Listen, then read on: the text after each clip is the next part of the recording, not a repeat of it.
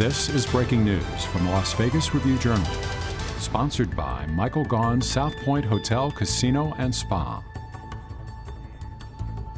Good morning, everyone. I'm Renee Summerhour with the Las Vegas Review-Journal. We are going to take you live to a forum to help people understand their rights, their housing rights, and all that was affected by the COVID-19 pandemic. Today's forum taking place at the Desert Breeze Community Center on Spring Mountain Road. Let's take a listen.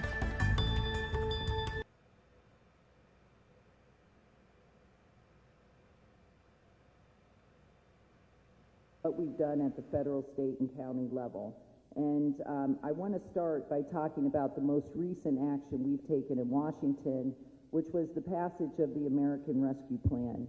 This plan included $50 billion in emergency and essential housing program funding to meet the needs that this crisis created. And these dollars support programs such as the emergency housing vouchers for individuals and families who are experiencing or at risk of homelessness, as well as the Home Investment Partnership Program, which will help create housing and services for people experiencing or, again, at risk of homelessness. Specifically, we've passed $21 billion in emergency rental assistance, which most Nevadans most commonly have seen them or received through the CHAP program, which is run by the county. So I hope you all will find today's discussion informative, providing you both with options and resources in your time of need, but also showing you options where and who you can turn to when you don't know what else to do. And one of my greatest honors of serving in Congress is being able to help our constituents when they're in need. And, you know, we've been contacted, and I have to give a special shout out to my staff who have been on the front line fielding questions and listening to people as they struggle during this most unprecedented time. But, you know, one of the stories I just heard recently was from a constituent. Her name was Virginia. She had a baby during the pandemic. She was 5 months pregnant at the beginning of the pandemic. Her husband was already laid off prior to the pandemic. And so the struggle that she had and that they faced, you know, simply by waiting for their pending applications to go through, the delayed unemployment benefits. And so, you know, these conversations are so critical in helping me be informed as I fight to make sure that our county and state and local governments have the resources they need. So I look forward to hearing from this expert panel, sharing the resources that have been created here in Southern Nevada as a result of the COVID relief dollars that I have fought for and been able to champion in Congress. And you know, in addition to the information that we will provide today, we also have flyers. I think they're over here about additional resources. We have staff ready and available to assist you. And also, I always welcome you to call my office, 702-963-9336, or you may go to susielee.house.gov.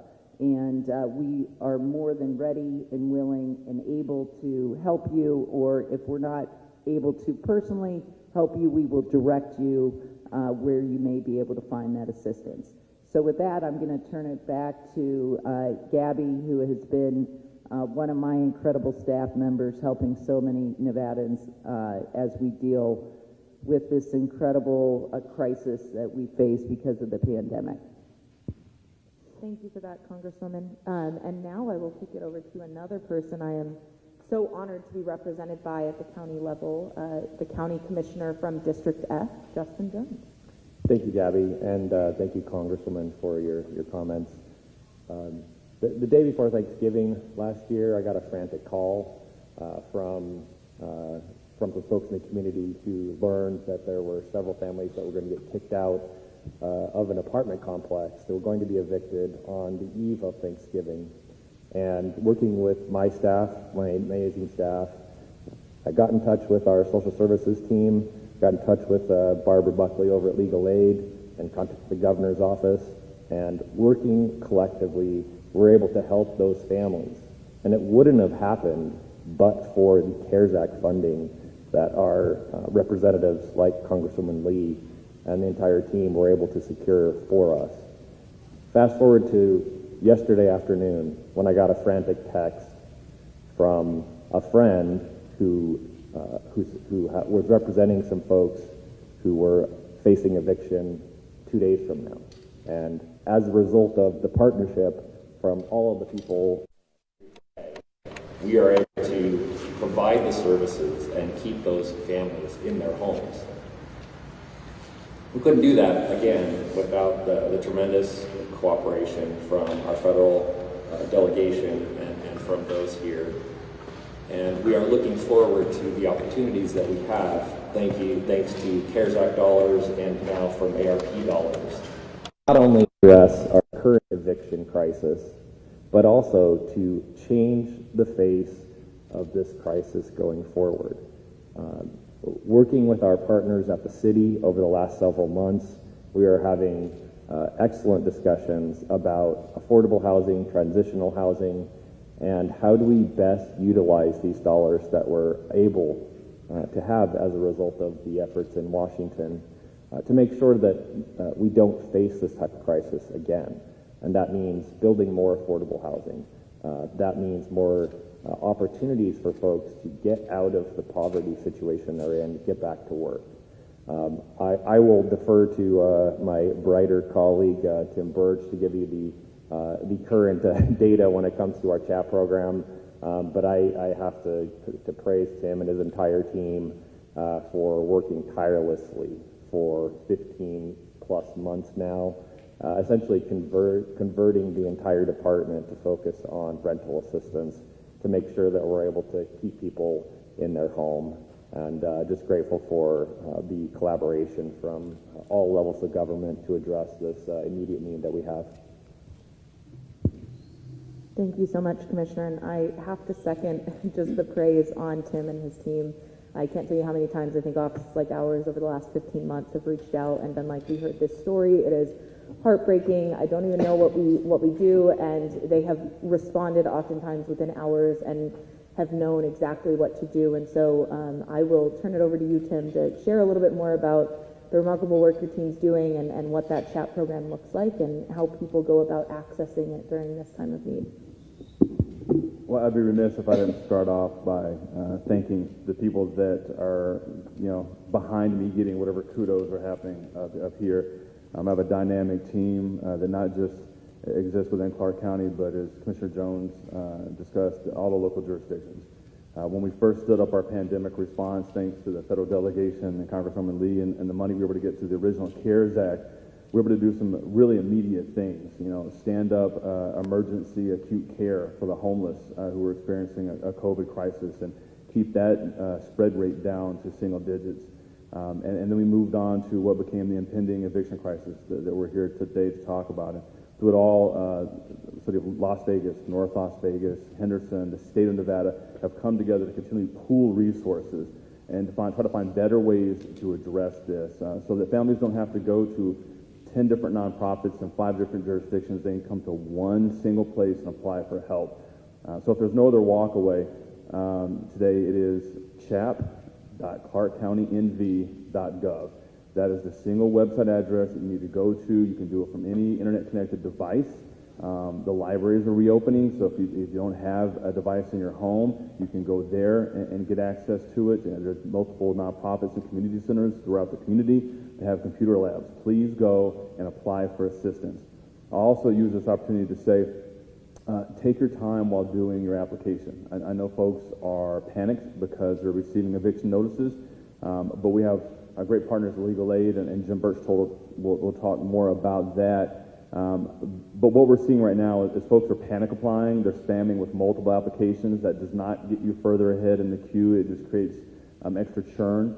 And folks are not taking the time to upload the correct documents. So the application is pretty simple. If you can order something via Amazon, you can apply for this application. And just take the time to put the documents in the right place. If it says ID, upload a picture of your ID there. What we're seeing is about 90% of our applications coming through with incorrect documentation, and that just means that we have to do the outreach that we always do with our clients, but it just slows down the process.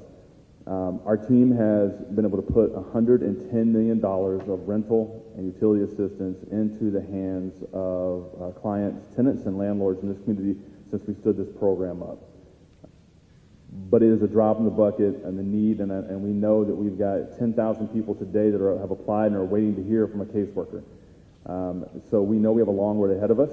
We've been trying to echo the sentiment of our Assistant County Manager, Kevin Schiller, that while a lot of the community is getting back to normal, like the pandemic starting to end for folks, the crisis for housing and social service is just starting. And we will lag on this process for 18 to 24 months as we really enter into the heavy recovery period.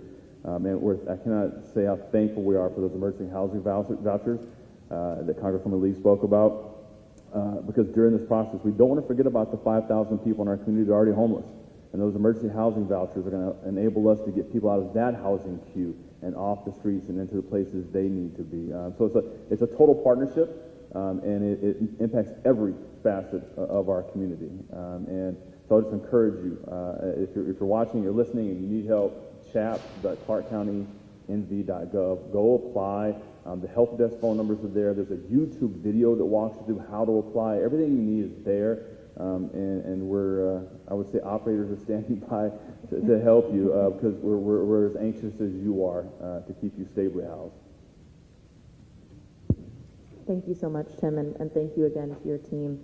We are also so honored today to be joined by Assemblywoman Brittany Miller, who represents Assembly District 5. And for those of you who may or may not know, obviously our state legislature just concluded their 81st regular session. And out of that session came, I think, a pretty huge bill, obviously, AB 486, which dealt with putting some additional parameters on these funds. And you can share a little bit more, but I think the intent there is hopefully we're getting the dollars out the door a little bit quicker and helping to keep our community housed. So I will kick it over to you to share a little bit more. Thank you so much, Gabby. Again, thank you for having me. I'm honored to be here with my commissioner and my congresswoman, and of course with our partners as well, who have just done amazing work when it comes to assisting families. Again, I cannot echo the sentiments enough about what a traumatic situation we found ourselves in as a community when we look at maybe the United States didn't hit depression numbers when it came to unemployment, but Nevada certainly did. And it only takes for the average family a few months without income to be on the brink of homelessness. And I myself, when people call me or email me about their concerns, I'm seeing it as one individual, one family. However, to calculate the mass numbers of people that would have been at risk of losing their homes all at the same time, had the federal government not stepped in, had our state government not stepped in to give a moratorium, because we all know how important it is to keep people in their homes. And these were families and families with kids and kids that were supposed to be in school. And, you know, there's no way to really measure or calculate what kind of damage and trauma this would have done had it not been for the moratoriums. So as it's been said before, we're all at the place now, we're ensuring that people are still remaining in their homes. The moratorium ended a few days ago as of June 1st. We did in the legislature pass Assembly Bill 486. I have a few notes on my phone, so I say that so you don't think I'm just looking at my phone. But what this does is, as Gabby said, it puts parameters around the federal money that's coming in. And the number one, what I think is the primary purpose of this is it actually ensures that once you apply for let me back up. The rental assistance first will be paid directly to the landlord. There's also parameters in here where this helps smaller landlords, because some of our smaller landlords that maybe they own a fourplex or less, they didn't qualify for all of the same federal assistance. So it will help the smaller landlords, which many of us rent from. someone that just owns one or two additional homes, but the money will go directly to the landlord. What's really important about this bill is that once a person applies for that, it gives a 30-day stay that the courts are able to give where you cannot be evicted, because we know it takes time to process those applications. And so there's also parameters in structure in the bill that what happens if a landlord does try to evict you once you've applied and they know that you've applied. And of course, the goal of this is to work with landlords and to go to mediation before we actually have to go to court. So it really combines the rental assistance programs and the eviction process, and of course the greater assistance to the landlords who didn't qualify for federal, and then of course ensuring that you as a tenant actually has access to third-party remedies. Awesome. Thank you so much for that, Assemblywoman. And now I will kick it over to Jim from Legal Aid Center of Southern Nevada, who I know I echo what many have said here, has been a remarkable partner and a massive resource in our community, and just an immense advocate on behalf of Nevadans. And so I'm hoping you can share a little bit more about what happens if somebody receives an eviction notice, as well as some of the finer points maybe of AB 486, and if my landlord isn't cooperative, what do I do? So we appreciate you being here, and feel free to take it away. Thank you. Good morning, everybody. So I think everybody knows that we are facing an eviction crisis. The estimates are that evictions, people facing eviction, households facing eviction could be in excess of 100,000 to 140,000 households in Nevada facing eviction. That's a lot of people. People are desperate. We are getting panic calls every day. And so what we are really trying to do is get information out to tenants. Because right now, the worst thing a tenant can do is nothing. If a tenant takes no action, they will probably get evicted. So there are easy steps that a tenant can take right now. So these are the steps we've been repeating over and over and over again. So I'm going to repeat them one more time. So first, the state moratorium has expired, but the CDC moratorium is still in place until the end of this month. It doesn't provide a lot of protection, but it provides some protection. So if a tenant is qualified, the tenant needs to fill out a CDC declaration and give it to their landlord. The CDC declaration forms are widely available. If you go on our website, which is lacsn.org, for Legal Aid Center of Southern Nevada.org, the forms are easily located on there. There's a whole COVID page that has a bunch of information for tenants. So that's one, CDC declaration. The second is apply for CHAP for a couple of reasons.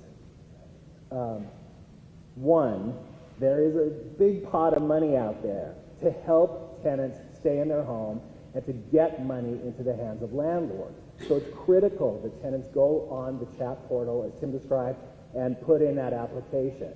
But another really important reason to apply to CHAP is AB 486 just made an application for CHAP a defense in an eviction case. So in other words, if you are being evicted and your landlord gives you an eviction notice, when you appear in court to defend yourself, you can raise the fact that you have a pending CHAP application. The eviction will pause to allow that application to be processed so that ideally the application's approved, the money goes to your landlord, the eviction goes away. So, two, got to apply for CHAP. So the third thing is, if you receive an eviction notice, and let me be clear, eviction notices are going out. The moratorium has not stopped eviction notices from being served on tenants. If a tenant receives an eviction notice, they absolutely have to file an answer with the court. If the tenant does not file with the court in response to that eviction notice, that eviction will be granted automatically, because from the court's perspective, the tenant isn't opposing it. So, if the tenant receives an eviction notice within that notice period, the tenant needs to file an answer with the court, and that could not be easier to do.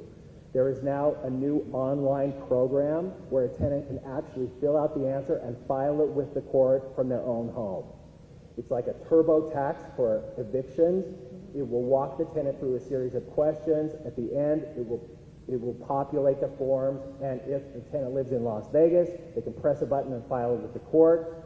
If the tenant lives in Henderson or North Las Vegas, they can email those documents to the court and get them on file. But that's the thing that protects the tenant. That guarantees that the tenant will have an eviction, a hearing in front of a judge. That guarantees that the tenant will be able to raise that defense, I have a pending CHAP application. Or another defense under 486 is, I've been approved for CHAP, but my landlord won't take the money. Or my landlord won't cooperate with me in applying for CHAP. So all of those things can be raised to the court. So we were very, very pleased that AB 486 was passed, and we want to thank the legislature and everyone involved in that process, because it's really going to be crucial to tenants.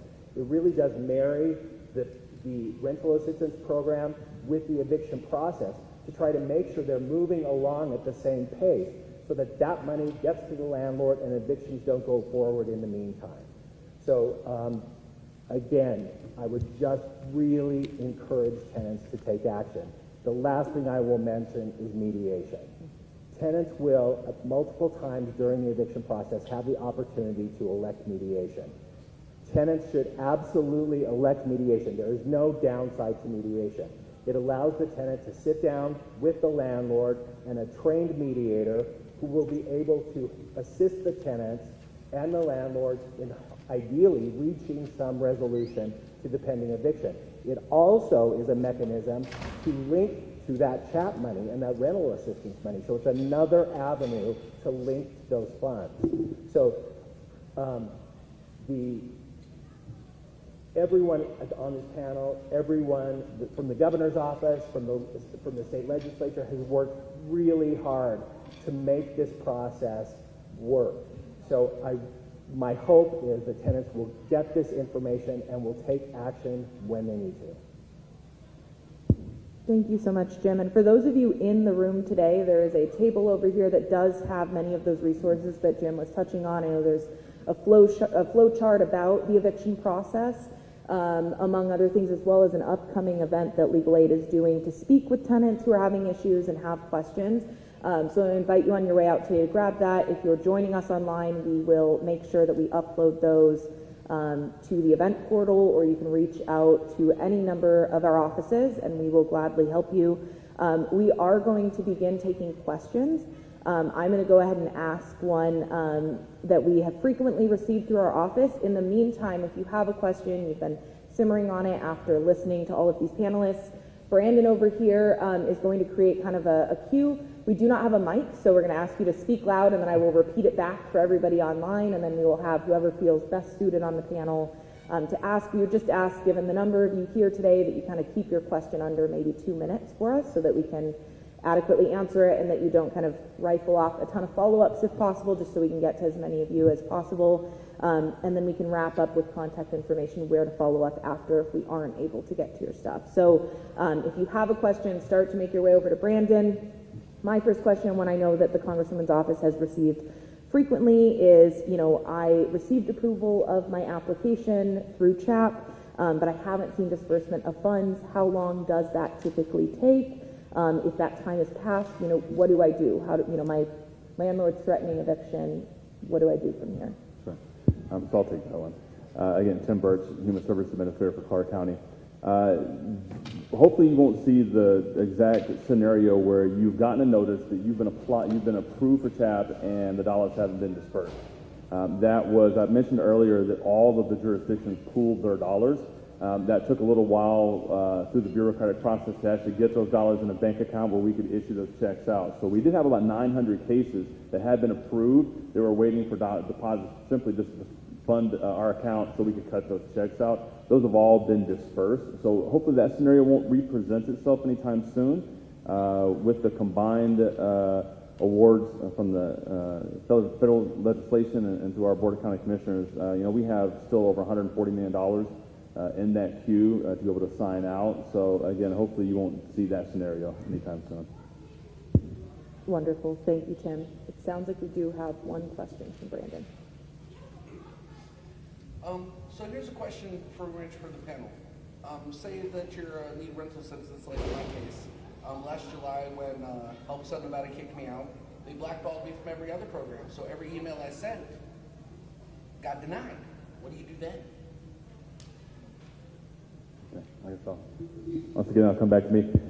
So here's what I'll do. First of all, there's a lot behind the scenario that's there, and we don't want to. So I'd like to stick around and talk to you after to get a little more detail about the specifics of your case. But I'll just say generally for anyone who's listening who has found themselves perhaps exited out of a shelter or a transitional housing program or things of that nature, those are not at any point requirements for getting this rental assistance. We don't go back to see any prior participation in prior program. And so that would not be a disqualifier for going through the chat portal. And again, we can talk about specifically of your case. I'll hang around and chat with you afterwards, I promise.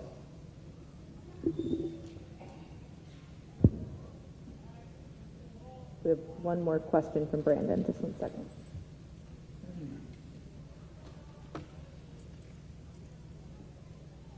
Good morning. My name is Barbara Paulson. I'm with Nevadans for the Common Good. And this is a question for the county. We really are grateful for the centralized approach you've taken with the CHAP program up to now. But we have seen and talked to people who find it very challenging to work through the system without having some kind of assistance in navigating. And there are many community organizations out here that are trusted by the people that live in their community, that are very willing to help people and what they need to do and how to apply. And even though they should, many people don't even know it or are fearful to do this. We know some of this is happening for people that have already gone into eviction court, but we think it is very important for people before they reach that point, that they be reached in the community. And we're wondering if there's going to be money set aside from ARPA that can go to build the capacity to reach out into the community so people can get their answers there where they feel comfortable coming forward. Let me just summarize that really quickly before we jump in, joining us online. So the question there has to do with CHAP applications and if funds from the American Rescue Plan will be devoted to kind of outreach efforts for those who maybe struggle with the online platform or having trouble gathering the documentations that Tim mentioned to actually submit a successful application. Thank you so much for your question and for all that Nevadans for the Common Good have done for years now, and particularly taking on this issue. When it comes to what the county is doing with their ARP funds, we're still on the planning processes, but obviously focusing on those who are most directly affected by this pandemic crisis are at the top of the list and the most in need and the most likely to get funds as quick as possible. We haven't talked about exactly that specific scenario, but I think Tim can speak to what the current dollars that we already have allotted to the CHAP program can and are being used for, including reaching out to our partners in the community. Yes, so first of all, again, yes, thank you for all that Nevada for the Common Good does. We've enjoyed really engaging you in dialogue over this in the last couple of months. I know we've been out to speak to a couple of Sunday church events, so I'll say that as well. If there's any civic organization that wants us to come out and you want to host a pop-up event, because you have people naturally congregating at a meeting or a service, we'll send staff out and we'll talk to you, we'll walk through it, and we'll tell folks what it looks like. We have funded 3 nonprofits that will support the eviction court process, and that will reach out to folks who have had an eviction filed and filed a response, and reach out and help them navigate through that process. But in the immediacy, I believe we've got some flyers on some pop-up events that Legal Aid of Southern Nevada is doing. So there are some community events that are already scheduled to occur, where folks, if they are unsure about how to apply or what to do, they can come down. And I believe we also have at Las Vegas Justice Court, there's about 13 windows being occupied with a mix of staff from Legal Aid and some of our nonprofits. So individuals could just always go down to Justice Court and ask about the process there as well. And we will continue to look for ways to expand our outreach and engagement as well. So thank you. Well, since Tim mentioned the Justice Court, I do want to give a shout out to Judge Zaragoza. She's been a fantastic partner over the last several months. in making sure that everybody is able to work together to, I don't want to say slow down the process, but at least work with us on the number of evictions that are being processed on a weekly basis. And so thank you, Judge Zaragoza, for your partnership in this effort. I'll just add that there is a pop-up event. The next one is this Saturday, June 12th, at 10 a.m. to 6 p.m. at the West Las Vegas Library, not to be confused with Sahara West, but the West Las Vegas Library on Lake Mead, and also at the Clark County Library, the main one on East Flamingo. And with that, tenants can receive the direct help for eviction and any questions they have with that. But I also think that you would be able to, because I think that was a great point that was brought up by the Citizens for the Common Good, that what about before I get to that process? We don't want to wait till we're always in that process, but the steps taken to leading up to that process. Often we know if we haven't had income in a while and we haven't been able to pay rent, we know something's coming. So what do I do, to proactively address this, knowing that this is great once we're in this situation, but how can I handle it before? And again, I think it comes back to applying for the rental assistance, because we know if we don't have the funds to pay our rent, that we can still apply for that rental assistance. So again, this is this Saturday, June 12th, at either West Las Vegas Library on Lake Mead or the Clark County Library on East Flamingo from 10 to 6. And if I can just jump in on the pop-ups. So this is something we're trying. We know that tenants are receiving eviction notices right now. So we are really trying to figure out ways to get to the tenants and make it as easy and accessible for tenants to file their answers with the court as possible. So the pop-ups are specifically for tenants who have received an eviction notice and need to go and file an answer. We will have staff there. They will sit down with the tenant, and they will actually, using that guide and file program, that online program, they will prepare the tenant's answer and get it filed with the court. So there are 2 pop-ups this Saturday, and then we're going to evaluate whether we need to do more going forward. Also, we operate the Civil Law Self-Help Center, which is located at the Regional Justice Center in downtown Las Vegas. We are expanding the operational hours of the Self-Help Center so that it is now going to be open on Fridays to assist tenants. As Tim mentioned, the Las Vegas Justice Court has been nice enough, and the Judicial District Court have been nice enough to give us some windows that used to be occupied by traffic. So we're going to have staff in there who can assist tenants with answers. Clark County Social Services is going to have a couple people down there. Someone from 3 Square Food Bank is going to have one of those windows who can talk about people who may need food assistance. So we really are trying to get to tenants where they live. We are also have a program with the Boyd School of Law where law students are volunteering to assist tenants over the phone. Tenants who may not be technologically savvy and may not want to feel comfortable filling out their own answer online. If a tenant needs to make an appointment with one of those volunteers, they can just call Legal Aid Center of Southern Nevada, and we will set them up with one of those appointments. Thank you so much for that, Jim. And before we take our next question here live, as we're talking about this kind of 3 buckets here, right? The pre-eviction, the I'm in the midst of eviction, and then sadly, I think we do already have, many Nevadans who are post-eviction. And I know the Congresswoman touched on some dollars in the American Rescue Plan that are going to things like emergency housing vouchers that don't really run through those emergency rental assistance funds. So I just wanted to ask, what is out there for those Nevadans who have maybe already now been evicted, and if they're just now, plugging in and joining us, what is available to them at this time, and where do they go to seek that help out? So what we've tried to do is, knowing that there are folks who are being exited for a myriad of reasons from their housing, we're seeing landlords just simply not re-upping leases, and folks now finding themselves looking for one of the 75,000 affordable units that we don't have in our community, and because that is the drought that we face in our community, and in regard to affordable housing. So what we try to do is create a single portal for rental assistance to prevent the eviction. But once people already find themselves without housing, that's where we continue to have our strong nonprofit partners. If anyone needs help with rehousing, move-in assistance, those types of programs, we're leaning on our nonprofit network, and you can simply call 211 from any phone or cell phone device in Nevada. Go to I think it's nevada211.org, and you can fill out and look for there and be routed to nonprofits in town that are closest to you, such as Hope Lincoln Henderson, Help of Southern Nevada in the Central Valley, to be able to find the programs, the people that can help you find the housing you need in the community. So that would be my number one recommendation is to 211, ask for someone who has move-in assistance in those move-in programs, rapid rehousing, and plug into that network there. Thank you for that, Tim. And we have a question here from Brandon. Good morning. My name is Kimberly Ireland, and actually you just answered my question. Being part of the hospitality business has affected us. Most of us are still waiting to go back to work. And with the CHAPS program, I personally have applied for it.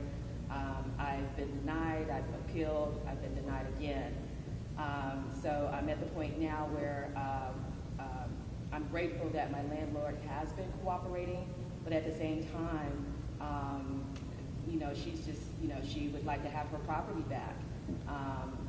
And so, being here today at this event has been most informative to me, because not only can I take this information back home and figure out what we need to do in our household to protect ourselves, but to also others that could be experiencing this as well too. So that actually was my question on other resources. If we just absolutely exhaust every avenue with being able to stay where we currently are, what is out there for families such as us who, like you said, the prices are astronomical with moving into other places.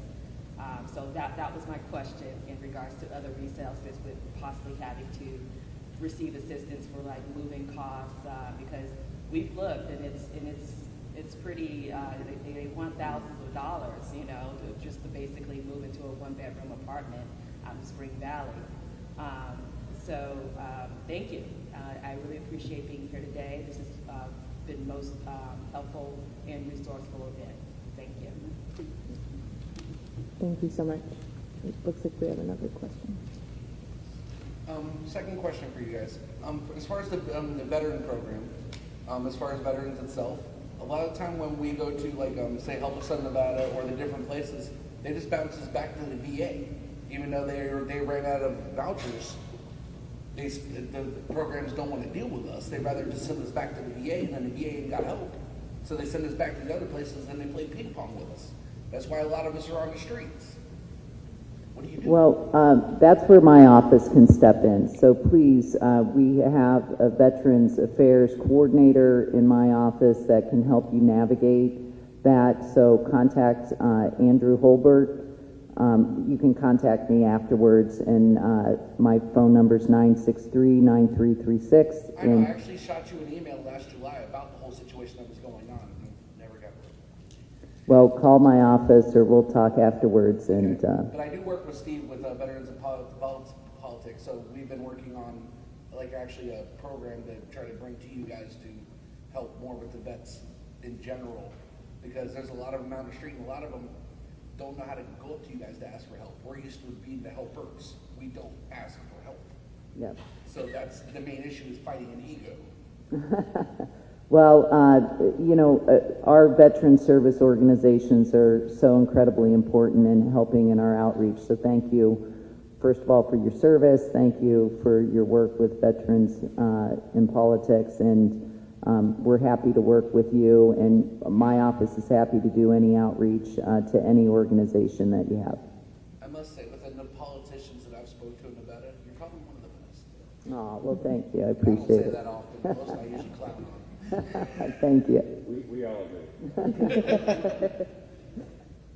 Well, before to that point, we have you all share about how people get in touch with you. One final question I know often comes to our office, and this might be best for either the commissioner or Tim, is, if I received CHAP assistance last year for any number of months, Am I eligible to apply again because I am still in need at this time? Yeah, so there are technical rules that are set down in the legislation. So we can help folks up to 12 months. So if you've gotten 3 or 4 months in the past and you still need assistance, please come back and get that assistance. And so that's really important to understand. So but I'd also encourage, if you owe more than 12 months, because this pandemic has been going on since March of last year, don't let that stop you from applying either, because again, as Jim said, if you go through mediation with the court, Home Needs Nevada, or any other mediation agency, or we can just work with your landlord to accept that the maximum payment we can offer as complete settlement.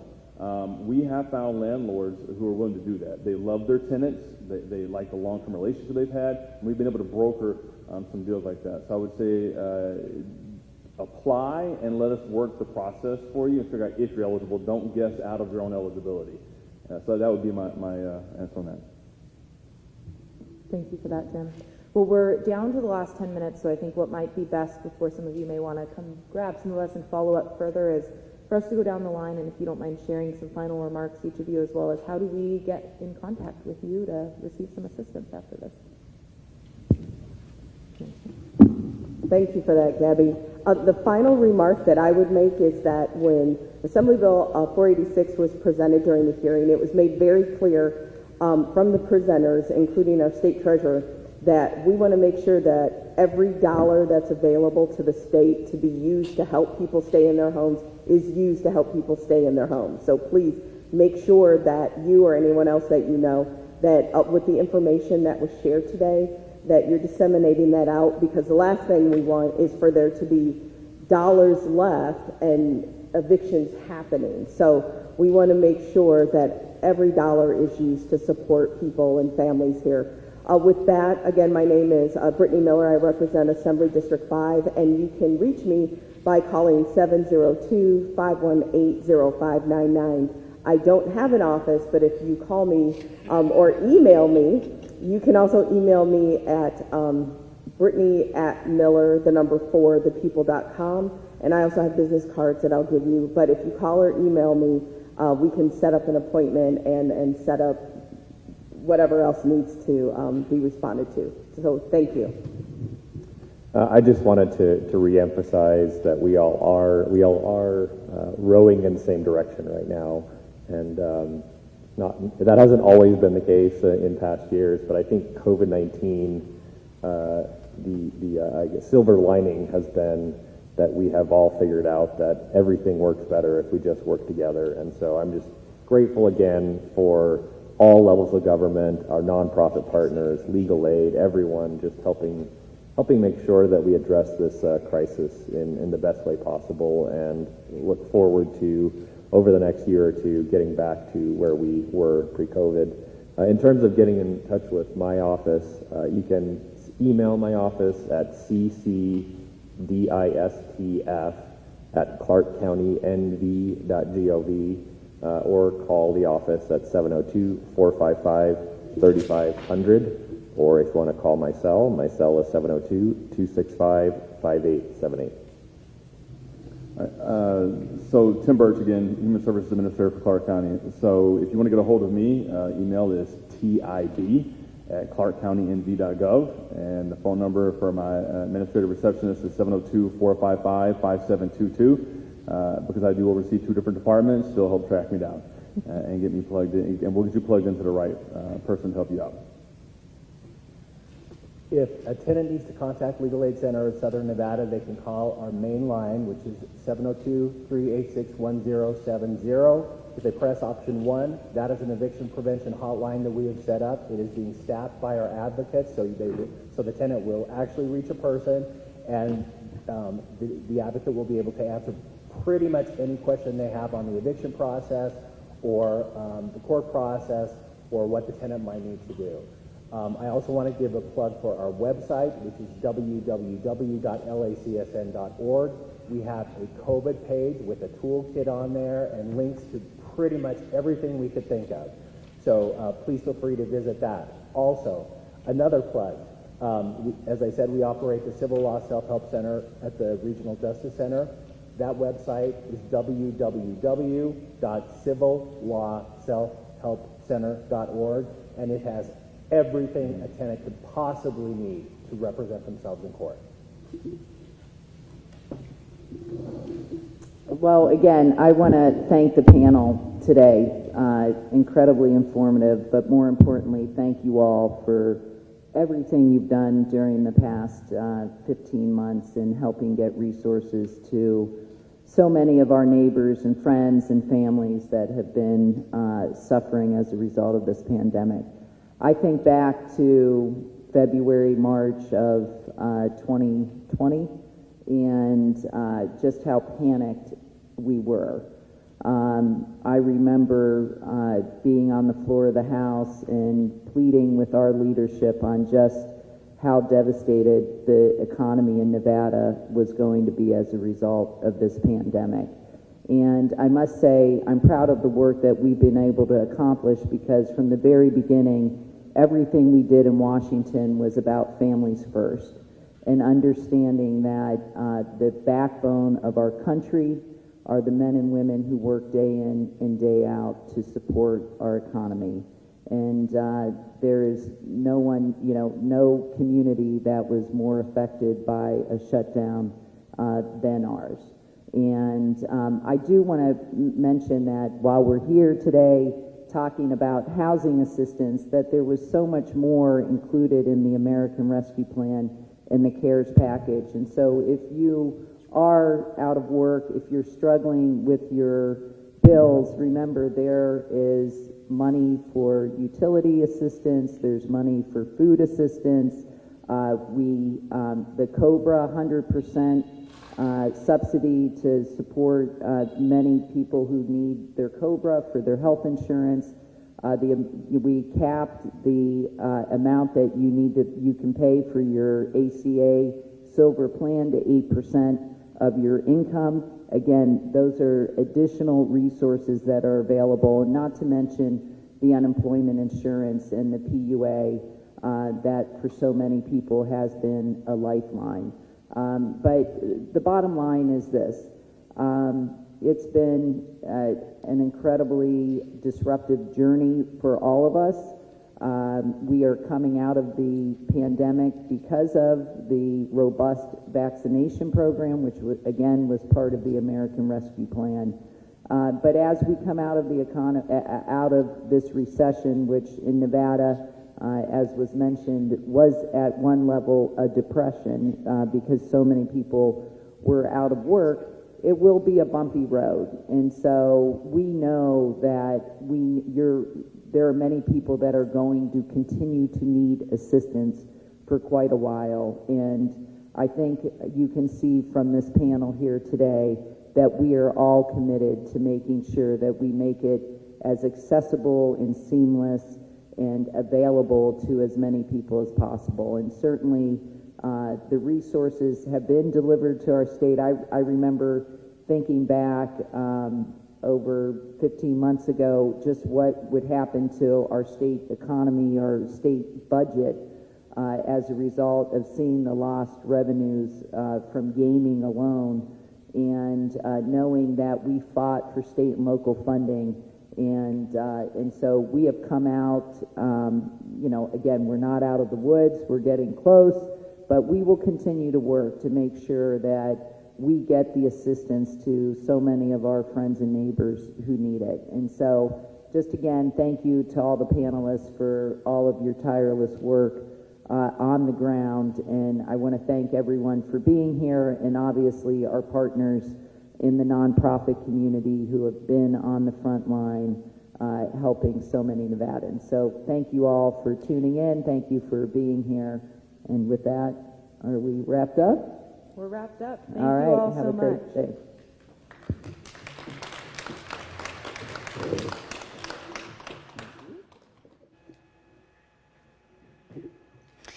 Well, you just heard from county, state, and federal officials talking about housing rights. We will have more on this story online at lvrj.com. We will also have one of our Review Journal reporters come in and answer some more questions in regards to these forums and the many other forums to come to help renters in the Las Vegas Valley. Now, of course, we will have all the updates from this and today's events on our evening edition at 7 p.m. You can also find us on Roku, Apple TV, and all of your favorite digital platforms. And also don't forget to download our free RJ mobile app to get breaking news alerts just like this straight to your phone. I'm Renee Summerhour. Thank you for watching. You've been watching breaking news from the Las Vegas Review Journal, sponsored by Michael Gaughan's South Point Hotel, Casino, and Spa.